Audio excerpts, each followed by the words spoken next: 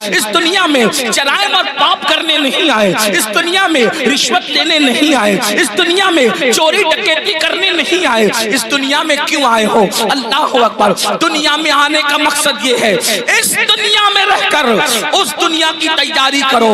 کون سی دنیا؟ جس کے بارے میں قرآن کہتا ہے وَالْآخِرَةُ خَيْرٌ وَأَبْقَىٰ، کہ یہ دنیا سے آخرت بہتر ہے۔ اس بہتر دنیا کی تیاری کرو جس کو آخرت کہتے ہیں، اس بہتر کی تیاری کرو جو کبھی ختم ہونے والی نہیں ہے۔ اللہ پاک نے دو ذمہ داریاں ہر مومن کو عطا کی ہے، دو ذمہ داری ہر مومن کو عطا کی ہے۔ اب اپنی دو ذمہ داری کو سنیں اور بات مکمل کی جائے۔ قرآن دو ذمہ داری کا بیان کرتا ہے۔ اللہ پاک ارشاد فرماتا ہے یا ایھا الذین آمنوا قوا انفسکم واہلیکم نارا، اے ایمان والو اپنے آپ کو اور اپنی اولاد کو جہنم کی اس آگ سے بچاؤ جس کا ایندھن انسان اور پتھر ہے۔ اللہ اکبر، اللہ اللہ۔ قرآن کیا کہہ رہا ہے؟ اب میرے بھائیوں کی اور بہنوں کی توجہ چاہتا ہوں۔ قرآن کہتا ہے اے ایمان والو اپنے آپ کو اور اپنی اولاد کو جہنم کی آگ سے بچا لو۔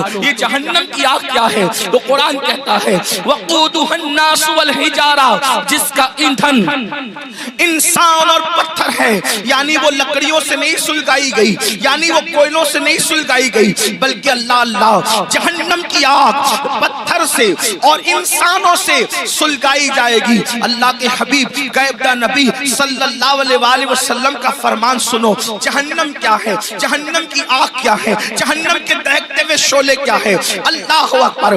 ایک دن میں تین مرتبہ پیٹ بھر کے کھانے والوں اور اللہ کی نافرمانی کرنے والوں، اپنی راتوں کو بے فکری کے ساتھ گزارنے والوں، اللہ کی نافرمانی کرنے والوں، نرم نرم گدوں پہ لیٹ کر کے قبر کی رات کو بھول جانے والوں، قبر کی رات کو فراموش کر دینے والوں، کبھی سود کا دھندا کر کے، کبھی بیاج کا دھندا کر کے، کبھی اپنے پیٹ کے اندر یتیموں کا مال جہنم کی آگ کی شکل میں بھرنے والوں، ذرا توجہ کرو۔ یہ جہنم کیا ہے جس کا ذکر اللہ کے حبیب غیبدہ نبی مصطفیٰ کریم رؤوف الرحیم صلی اللہ علیہ وآلہ وسلم نے فرمایا۔ دیکھیے ہم تو آقا کا فرمان بیان کر رہے ہیں اور یہ اس نبی کا فرمان ہے جو اپنی طبیعت سے کلام نہیں کرتے، دل کے کانوں سے سننا میرے بھائیوں۔ اپنے آقا مصطفیٰ جان رحمت صادق و مصدوق صلی اللہ علیہ وآلہ وسلم فرماتے ہیں جب اللہ نے حضرت آدم کو پیدا فرمایا، پھر آدم جنت میں پیدا ہوئے، پھر آدم علیہ السلام سے لغزش معصومانہ ہوئی، لغزش پیغمبرانہ ہوئی، اور پھر آدم دنیا میں آئے 200 سال تک یا 300 سال تک روتے رہے، پھر آپ کی دعا قبول ہوئی، پھر آپ کی توبہ قبول ہوئی۔ جب دعا قبول ہوئی، توبہ قبول ہوئی، تو حضرت آدم کے لیے اللہ نے حضرت جبریل سے فرمایا جبریل جاؤ اور جا کر کے جہنم سے آگ لے کر آدم کو لے جا کر کے دے دو تاکہ آدم کھانا بنائے۔ اب یہ دنیا میں پہلی بار کھانا بن رہا ہے۔ اللہ اکبر۔ کون بنا رہا ہے کھانا؟ حضرت آدم۔ دنیا کی پہلی ڈش بن رہی ہے، دنیا کا پہلا کھانا بن رہا ہے، اور کون بنا رہا ہے؟ آدم علیہ السلام۔ اس کے لیے آگ، ابھی تک دنیا میں آگ نہیں تھی، دنیا میں آگ کا عطا پتہ نہیں تھا، بلکہ اب آگ کی ضرورت پڑی حضرت انسان کو۔ یہاں پر جو ہسٹری کے طالب علم ہیں اور تاریخ کے طالب علم ہیں ان کی توجہ چاہتا ہوں۔ اللہ اللہ، لوگ یہ کہتے ہیں انسان پہلے بندر تھا اور بندر سے ترقی کرتے کرتے وہ انسان بنا۔ یہ کون لوگ کہتے ہیں؟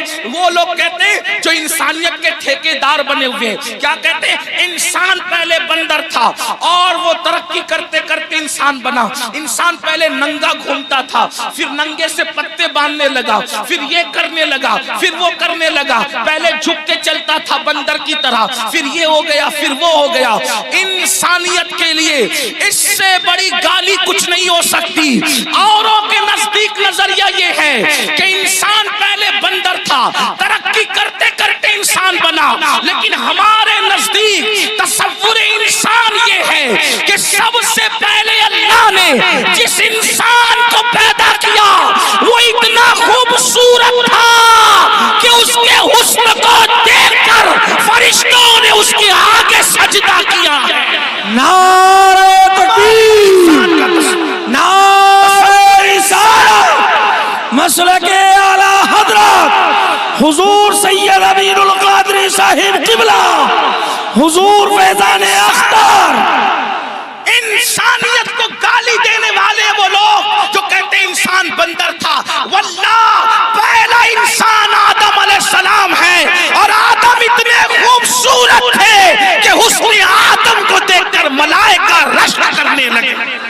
حضرت بیدم شوارسی کہہ رہے ہیں اب آدمی کچھ اور ہماری نظر میں ہے، اب آدمی کچھ اور ہماری نظر میں ہے، جب سے سنا ہے یار لباس بشر میں ہے۔ کون کہتے ہیں ہمارا پہلا آدمی تو آدم ہے، بلکہ آدمی آدم ہی سے بنے۔ حضرت آدم علیہ السلام نور محمدی لے کر آئے، لیکن یہ تفصیل اس پر نہیں عرض کرتا۔ بات کیا عرض کر رہا تھا، پہلا کھانا بن رہا ہے، اللہ نے جبریل علیہ السلام کو حکم دیا جاؤ دنیا میں آگ نہیں ہے آگ لاؤ۔ پہلی بار دنیا میں آگ آئی، حضرت جبریل گئے، حضرت مالک سے کہا، کون مالک؟ یہ حضرت مالک جہنم کے داروغہ ہیں، یعنی جہنم کا پورا نظام سسٹم اللہ نے ان کو سونپ رکھا ہے۔ تو حضرت مالک علیہ السلام کے پاس جبریل کہتے ہیں، جبریل علیہ السلام کہتے ہیں مالک حضرت آدم کو آگ کی ضرورت پیش آئی ہے، اس لیے جو ہے مجھے آگ دیجیے۔ اب ذرا توجہ کرنا، جہنم سے آگ دنیا میں آ رہی ہے۔ حضرت مالک نے کہا کتنی آگ چاہیے؟ کھانا پکانے کے لیے آدم کو آگ چاہیے، ایک کھجور اتنی، کھجور جتنی ہوتی ہے کھجور اتنی آگ مجھے دے دیں تاکہ میں آدم کو لے جا کر کے دے دوں۔ حضرت مالک نے کہا اے جبریل اگر کھجور اتنی آگ آپ جہنم سے دنیا میں لے کر جائیں گے تو ساری زمین بھی جل جائے گی، آسمان بھی جل کر بھسم ہو جائیں گے، نہ زمین برداشت کر سکتی ہے نہ آسمان برداشت کر سکتا ہے۔ کھجور اتنی آگ دنیا میں گئی تو پوری زمین اور آسمان جل کر کے راکھ ہو جائیں گے۔ پھر اس کے بعد حضرت جبریل نے کہا اے مالک آدھی کھجور جتنی مجھے جہنم کی آگ دے دیجئے تاکہ میں ان کو لے جا کر کے دے دوں۔ تو حضرت سیدنا جبریل امین نے جب کہا آدھی کھجور اتنی جو ہے وہ جہنم کی آگ دے دو، تو تب حضرت مالک نے کہا اگر میں نے آدھی کھجور اتنی آگ دے دی تو بھی یہ حال ہوگا کہ دنیا میں آسمان سے کبھی بارش نہیں ہوگی، کبھی پانی نہیں برسے گا، اس لیے آپ آدھی کھجور اتنی بھی آگ نہ لے کر جائیں۔ تو پھر کہا کتنی؟ تو حضرت سیدنا مالک نے کہا آپ سوئی کے ناکے اتنی یا ایک ذرہ جتنا ہوتا ہے اتنی آگ لے جائیں، وہ بھی ڈائریکٹ نہ لے جائیں۔ اب میں اپنے بھائیوں کی توجہ چاہتا ہوں، دیکھو یہ سارے عنوانات بہت غور کرنے والے ہوتے ہیں، توجہ کرنے والے ہوتے ہیں۔ میرے بھائیوں ہم آپ لوگوں کی محبتوں کا احترام کرتے ہیں، لیکن ایک بات آپ کو بتاؤں، ہمارے فوٹو اور ہماری تصویریں قیمتی نہیں ہیں، بلکہ رسول اللہ کی یہ فرامین اہم ہے جو آپ کو سنانے کے لیے بلایا جاتا ہے، اور آپ بہت اچھے سے سن رہے ہیں، لیکن تھوڑی آپ کی توجہ چاہتا ہوں۔ اتنی لمبی روایت میں نے پڑھی، اب اصل جو ہے وہ جس مقصد کے لیے پڑھی وہ یہ ہے، حضرت جبریل نے ایک کھجور اتنی آگ مانگی، منع کیا گیا، آدھی کھجور اتنی آگ مانگی، منع کیا گیا کہ بارش نہیں ہوگی آسمان سے، پھر ایک ذرے کے برابر آگ دی گئی۔ تو حضرت مالک نے کہا اس کو بھی ڈائریکٹ نہ لے جائیں بلکہ اس کو پہلے دھلا جائے۔ تو ذرہ برابر آگ حضرت جبریل کو حضرت مالک نے دیا، 70 مرتبہ جبریل علیہ السلام نے اس جہنم کی آگ کو رحمت کے پانی سے دھویا، اس کو واش کیا، دھویا، اور 70 بار دھونے کے بعد پھر اس آگ کو ذرہ برابر دنیا میں لایا گیا۔ لیجئے حضرت آدم یہ کھانا بنانے کے لیے ہے، تو حضرت آدم نے فرمایا اس کو پہاڑ پہ رکھو۔ جب وہ ذرہ برابر جہنم کی آگ جس کو 70 بار دھویا گیا تھا، ندی کے پانی سے نہیں، نہروں کے پانی سے نہیں، دنیا کے پانی سے نہیں، بلکہ رحمت خدا کے پانی سے 70 بار اس ذرے کو اور ذرہ برابر آگ کو دھویا گیا تھا۔ اور جب حضرت جبریل نے اس کو پہاڑ پہ رکھا تو پہاڑ پہ وہ ذرہ برابر آگ پڑی تو پورا پہاڑ جل کر کے بھسم ہو گیا، اور وہ ذرہ برابر آگ نے جب پہاڑ کو جلا دیا تو وہ वो फौरन जहन्नम की तरफ लौट गई। पहाड़ के जलने से, उस आग के असर से जो धुआं निकला था, धुआं, वो धुआं पत्थरों में, लोहे में और जिन लकड़ियों में आग है उनमें घुस गया। अल्लाह अकबर। तो ये जो दुनिया में आग देख रहे हैं, ये आग वो आग नहीं है, बल्कि उस आग के असर से जो धुआं निकला था, धुआं, वो धुआं है जो ये आग दुनिया की आग है। अब मुझे बताओ, जर्रा बराबर जहन्नम की आग 70 मर्तबा रहमत के पानी से धोकर दुनिया में लाई जाए, वो पहाड़ को जला दे और फिर जहन्नम में लौट जाए, तो उसके बाकियात, उसके धुएं तराप इतनी तेज है कि अगर जला दे तो बस्तियां जलकर खाकिस्तर हो जाए, अगर जला दे तो इंसान मर जाए, अगर जला दे तो इंसान की आंखें अंधी हो जाए, अगर जला दे तो इंसान का दिमाग काम न करे। मुझे बताओ, 70 मर्तबा रहमत के पानी से जर्रा बराबर आग पर ये असर है, तो वो जो जहन्नम की पूरी पूरी आग है उसका क्या हाल होगा, उसका क्या असर होगा। अब अल्लाह उसी आग से बचने का हुक्म दे रहा है। ऐ मोमिनो, मेरे महबूब के गुलामों, मेरे महबूब का नाम लेने वालों, मेरे महबूब का कलेमा पढ़ने वालों, अपने आप को उस आग से बचाओ। आप मुझे बताएं, जब ये जहन्नम की आग का धुआं है, जो दुनिया की आग है, हम इसको बर्दाश्त नहीं कर सकते, तो वो जहन्नम के दहकते हुए शोले, वो जहन्नम के भड़कते हुए शोले, जिसके बारे में हदीस पाक में आया है 3000 साल तक के उसको जलाया और दहकाया गया है। अब जहन्नम की आग मुकम्मल सिया है, मुकम्मल काली है। अब वो किसके लिए है? आइए अब तरतीबवार कुछ लोगों का जिक्र सुन ले। अल्लाह अल्लाह, काश अपनी कमजोरियों पे रहम करके, काश अपनी कमजोरियों पे रहम करके हम अपने आप को जहन्नम से बचाने की फिक्र करते, अपने बच्चों को जहन्नम से बचाने की फिक्र करते। आइए मैं एक हदीस पढ़ता हूँ, तवील हदीस रसूल पाक साहिब लौलाक सय्याह अफलाक सल्लल्लाहु अलैहि वसल्लम की। अल्लाह अकबर। आज बहुत सारे जराइम, बहुत सारे गुनाह हमारे समाज में बढ़ते जा रहे हैं। उनमें से एक गुनाह क्या है? फिल्म देखकर, सीरियल देखकर, पिक्चर देखकर लड़के और लड़कियों में आपस में अफेयर का मामला जग रहा है। और अब शायद ही कुछ बच्चे और बच्चियां ऐसे होंगे कि जो अफेयर से महफूज हैं, इल्ला माशाअल्लाह। और उसके बाद फिर ये अफेयर के मामला, अफेयर की दास्तान इंसान को जिना तक ले जाती है। और ये जिना क्या है? अब सुनिए, अल्लाह अकबर। मेरे और तुम्हारे सच्चे नबी सल्लल्लाहु अलैहि वसल्लम फरमाते हैं आज जिना बढ़ रहा है। बल्कि आपको बताऊं, यहाँ तक के लिखने वालों ने लिखा हर मिनट पर कहीं कहीं जिना रिकॉर्ड किया जा रहा है दुनिया में। ताफुन है जिना का, ताफुन है बदकारी का। अल्लाह अकबर। हीरो हीरोइन के चक्कर में इंसान अब जिना को गुनाह भी नहीं समझता।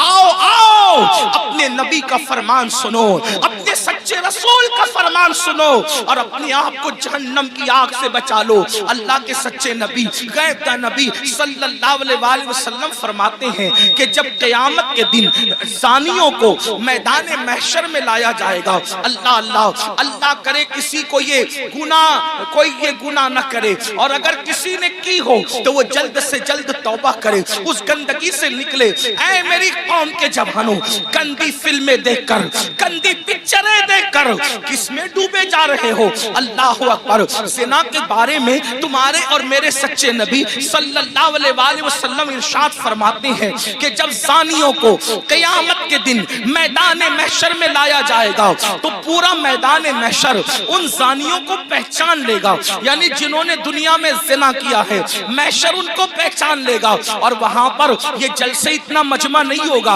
1000, 2000, 10,000 लोग नहीं होंगे, लाख, 2 लाख, 10 लाख लोग नहीं होंगे, करोड़ 10 करोड़ लोग नहीं होंगे, अरब 10 अरब लोग नहीं होंगे, बल्कि सारे अव्वलीन और आखिरीन होंगे। अंबिया वहां है, सहाबा वहां है, औलिया वहां है, सब वहां है। और मेरे और तुम्हारे सच्चे नबी फरमा रहे हैं ज़ानियों को, दुनिया में ज़िना करने वालों को जब क़यामत के दिन लाया जाएगा तो उनको सब पहचान लेंगे। उसकी वजह کیا ہوگی؟ اگر حدیث میں نہیں آتا تو میں بیان کرنے کی ہمت نہیں رکھتا. میرے مخدوم زادے سامنے موجود ہے. اس طرح کے عناوین جو ہے میں محفل کے اندر کہنے سے احتیاط کرتا ہوں، لیکن جب دل ٹوٹتا ہے اور قوم جو ہے جس آگ میں جل رہی ہو اور پھر رسول اللہ کا فرمان ہو، تو پھر میں حیا کے پردے میں آپ کے دلوں کے دروازے پر یہ بات ضرور رکھ دینا چاہتا ہوں. سنو سنو، زنا کے اڈوں کی طرف جانے والے جوان، یقیناً یہاں جو لوگ موجود ہیں وہ ایسے نہیں ہیں، لیکن آپ کو مخاطب کر کے ان تک خدا کے بندوں تک آواز پہنچانا ہے جو اس آواز کے مستحق ہیں. ان بچیوں تک آواز پہنچانا ہے جو اس آواز کی مستحق ہے. سنو، اللہ کے رسول سچے نبی فرماتے ہیں کہ زانیوں کو جب قیامت کے دن لایا جائے گا تو پورا محشر ان کو پہچان لے گا. پہچاننے کی وجہ کیا ہوگی؟ آقا فرماتے ہیں ان کی شرمگاہوں سے اتنی گندی بدبو آئے گی، اتنی خطرناک بدبو آئے گی کہ میدان محشر ان کی بدبو کو دیکھ کر ان کو پہچان لے گا. ذرا اندازہ کرو، زنا کی وجہ سے شرمگاہیں سڑ کر بدبو دار ہو چکی ہوگی اور اس سے بدبو آئے گی. محشر پہچان لے گا، میدان محشر کے لوگ پہچان لیں گے. مجھے بتاؤ، جس کے منہ میں بدبو آتی ہے وہ کتنا شرمندہ رہتا ہے دنیا میں. نادان، اگر منہ سے بدبو آئے، آدمی اگر پیاز کھا لے فوراً پان کھاتا ہے، سونپ کھاتا ہے، کوئی چیز کھاتا ہے، منہ فریش کھاتا ہے. کیوں؟ میرے منہ میں بدبو نہیں آنا چاہیے. سن لو، جب آدمی منہ کی بدبو سے دنیا میں اتنا ڈرتا ہے کہ نیند سے اٹھنے کے بعد بغیر برش کیے وہ باہر نہیں نکلتا، دوستوں سے گفتگو نہیں کرتا، اللہ اللہ مگر قر اللہ اکبر، وہ موقع کیسا ہوگا، وہ حالات کیسے ہوں گے. فلم دیکھ کر کے کسی ہیرو کے چکر میں زنا کی طرف جانے والوں، میری قوم کے جوانوں، اللہ اکبر. آقا ارشاد فرماتے ہیں زانیوں کی شرمگاہوں سے سڑی ہوئی بدبو آئے گی تو پورا محشر ان پہ لعنت کرے گا. لعنت، محشر بھی لعنت کرے گا، فرشتے بھی لعنت کریں گے، اللہ بھی لعنت کرے گا، اور اللہ ان سے قیامت کے دن کلام نہیں کرے گا، ان سے اللہ بات نہیں کرے گا. اسی پہ بس نہیں، اب سنو، ابھی آپ نے جہنم کا ذکر سنا، آگے آقا فرماتے ہیں ان کو چہروں پر جہنم کی آگ رکھ کر بھڑکائی جائے گی. ان کے چہروں پر جہنم کی آگ رکھ کر کے زانیوں کے چہرے پہ آگ بھڑکائی جائے گی. کبھی تندور کے اندر کوئی چیز سیکی جاتی ہے تو کیسے الٹ پلٹ کیا جاتا ہے، زانیوں کے چہروں کو جہنم میں الٹ پلٹ کیا جائے گا، ان کے چہروں پہ آگ بھڑکائی جائے گی. اسی پہ بس نہیں، میرے اور تمہارے سچے نبی فرماتے ہیں پھر حضرت مالک یعنی جہنم کے داروغہ جہنم کی آگ کی بنی ہوئی قمیص اس کے بدن پر پہنائیں گے. ہائے ہائے، جو مئی کی گرمی برداشت نہ کر سکے، جو دسمبر کی سردی برداشت نہ کر سکے، یہ کمزور جسم جس پر مکھی اور مچھر چلے تو یہ کمزور جسم مکھی اور مچھر کے ڈنک کو برداشت نہیں کر سکتا. یہ کمزور جسم اگر بتی کے چٹکے کو، سگریٹ کے چٹکے کو برداشت نہیں کر سکتا. ہائے، زنا کرنے کی بنیاد پر جب جہنم کی آگ کی بنی ہوئی قمیص اس کم نصیب کو پہنائی جائے گی، اس کم بخت کو پہنائی جائے گی، اس کا حال کیا ہوگا.